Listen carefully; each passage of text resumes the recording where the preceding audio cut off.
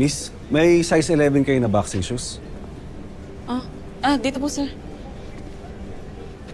Check lang po ako kung may size 11 po. Nonoy? Nonoy, batong bakal? Uy, Eddie! Nonoy, kumusta? Ayos lang. Oh, sa'yo? Nagbaboxing ka pa pala? Ay, hindi. Para sa anak ko. Talaga? May sumunod sa yapak mo. Ikaw siguro nag-train sa kanya, no? Hindi ako yung nagtitrain eh. Bakit hindi? Huwag mo sayangin yung talent mo. Napakahusay mo, Noy. Alam mo, tamang-tama. Nagtuturo ko ng mga batang boxer ngayon. Kailangan ko ng extra coach. Baka gusto mo. Naku, matagal na akong di nagbo-boxing eh. Alam mo naman yung nangyari, di ba? Ano ba, Noy? Matagal na yun. Wala na nakakaalala nun. Alam mo, ito na lang. Kukunin ko yung number mo. I-text ko sa'yo yung number ko. Pag-isipan mo. Okay? Yung number mo.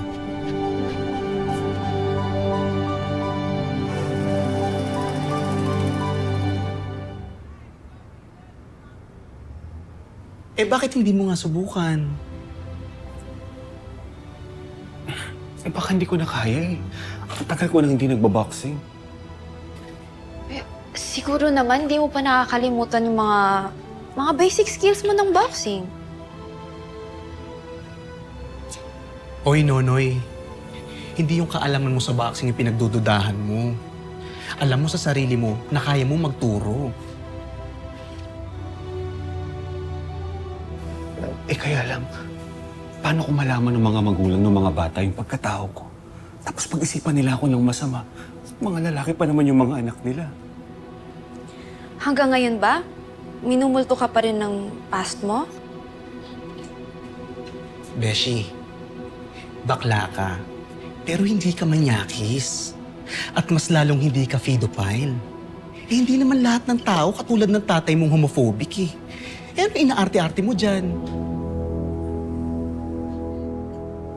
Ayoko lang kasing mapahiya ulit kagaya ng nangyari noon.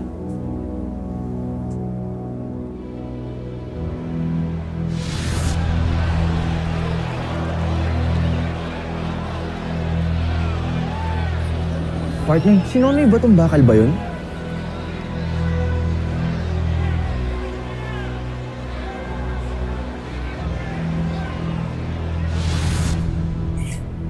Hindi ko talaga kakayanin.